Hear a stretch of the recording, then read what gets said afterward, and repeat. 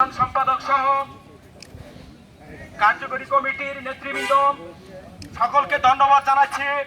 আপনারা একটা সঠিক সময়ে আজকে সকলে একত্রিত হয়েছেন। আমরা জানি গাছ আমাদের বন্ধু।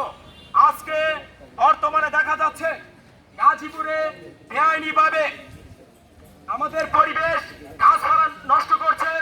করাতকল, অবৈধ করাতকল একেবারে ব্যাঙের ছাতার মতো গড়ে উঠাতে আমাদের জনদুর্ভোগ সৃষ্টি হয়েছে। জনগণের কথা চিন্তা না করে কিছু অসাধু ব্যক্তিরা দিনে দিনে রাষ্ট্রের ক্ষতি করছে। তারা অবৈধভাবে রেঞ্জ কর্মকর্তাদের ম্যানেজ করে, বন কর্মকর্তাদের ম্যানেজ করে তারা অবৈধ করাতকল সৃষ্টি করছে, যা জনসাধারণের জন্য কোনো উপকার বয়ে আনছে না, বরঞ্চ ক্ষতির কারণ হয়ে দাঁড়াচ্ছে। এভাবে যদি দিন দিন তাদের হাত বেরিয়ে যায়, তাদের মুষ্টিময় কিছু মানুষের কারণে আমাদের কিন্তু ভোগান্তি পেতেই থাকবে।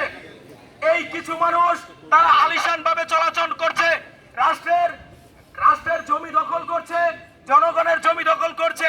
আমাদের একটা কথা মাথায় রাখতে হবে, গাছ বাঁচলে মানুষ বাঁচবে, গাছ বেঁচে না থাকলে মানুষ বাঁচবে না। আমি একটা অনুরোধ করব, রাষ্ট্রের যিনি বন মন্ত্রণালয়ের দায়িত্বে আছে সাবির হোসেন চৌধুরী সাহেব, অনতি বিলম্বে উনার উচিত আজকে যারা সাংবাদিক মিডিয়ার মাধ্যমে উনার কানে যেন এই সংবাদটা পৌঁছে যায় যে গাজীপুরে ভুক্তভোগী মানুষ, সাধারণ সচেতন মানুষ